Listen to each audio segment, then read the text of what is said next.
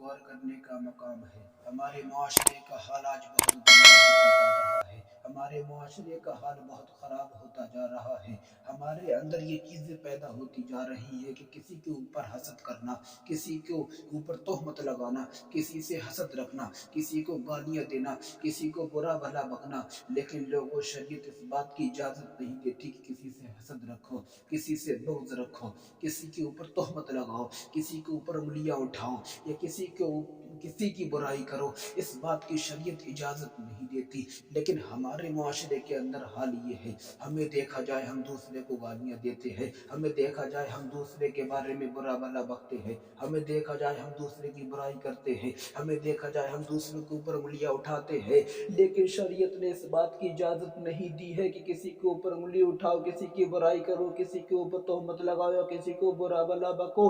لیکن آج معاشرے کا حال یہ ہو چکا ہے کہ ہم دوسروں سے حسد پیدا کرتے ہیں اور کہتے ہیں کہ ہم علی والے ہیں، ہم حضرت عثمان رضی اللہ تعالیٰ عنہ کے چاہنے والے ہیں، ہم حضرت ابوبکر صدیق رضی اللہ تعالیٰ عنہ سے محبت کرنے والے ہیں، ہم حضرت ابوبکر صدیق رضی اللہ تعالیٰ عنہ سے محبت کرنے والے ہیں۔ لوگوں میں پوچھنا چاہتا ہوں، بہت ضروری بات ہے، اس بات کو دل کے تہہ خانے پر لکھ کر کے لے جانا کہ حضرت علی نے حضرت عثمان غنی رضی اللہ تعالیٰ عنہ سے حسد پیدا کیا تھا۔ کون سی کتاب میں لکھا ہے؟ کون سے مفتی نے لکھ دیا کہ حضرت علی رضی اللہ تعالیٰ عنہ نے حضرت عثمان رضی اللہ تعالیٰ عنہ سے حسد رکھا، یا حضرت ابوبکر صدیق رضی اللہ تعالیٰ عنہ نے حضرت عمر فاروق اعظم رضی اللہ تعالیٰ عنہ سے حسد رکھا، یا حضرت اویس قرنی رضی اللہ تعالیٰ عنہ نے سلمان فارسی سے حسد رکھا؟ کون ایسا ہے جس نے کتاب میں لکھ دیا کہ جو ہمارے صحابہ گزرے یا جو ہمارے اللہ کے نیک بندے گزرے یا حضور تاج الشریعہ نے حضور اعلیٰ حضرت سے حسد رکھا؟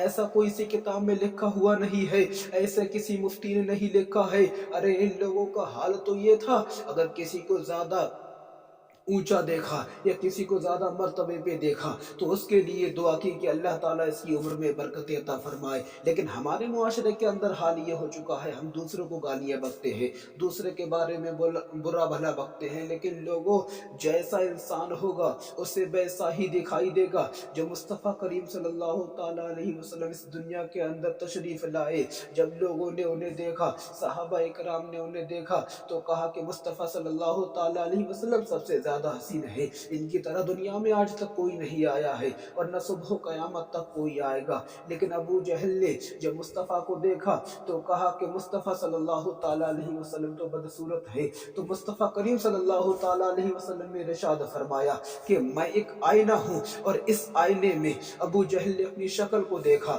تو آئینہ تو وہ ہے کہ اس میں جیسی تصویر دکھاؤ گے ویسے ہی دیکھے گی۔ کہا میں ایک آئینہ ہوں، ابو جہل نے مجھ میں اپنی شکل دیکھی تو وہ بدصورت ہے، اس لیے اسے میں بھی بدصورت لگا۔ اس لیے لوگوں، اپنے اخلاق کے اندر سدھار پیدا کرو، اپنے اخلاق کے اندر ایک اچھائی لے کر کے آؤ، اپنے اخلاق کو روشن بناؤ، اپنی زبان کو لگام دو، اپنے کانوں کو لگام دو، اپنی آنکھوں کو لگام دو، اپنے ہاتھوں کو لگام دو، اپنے پیروں کو لگام دو۔ نہ کسی سے برا کہے، نہ کسی کے بارے میں برا سنے، نہ کسی کے اوپر انگلی اٹھائے، تو ہمارے معاشرے کا حال خود بخود اچھا ہو جائے گا۔ اب اس آیت پر عمل کرنے کی ضرورت ہے۔ یا ایھا الذین آمنوا اتقوا اللہ وکونوا مع الصادقین، اے ایمان والو، اللہ سے ڈرو اور سچوں کے ساتھ ہو جاؤ، سچوں کے ساتھ ہو۔ لوگوں، برے لوگوں کی صحبت میں بیٹھنے سے کچھ حاصل نہیں ہوتا۔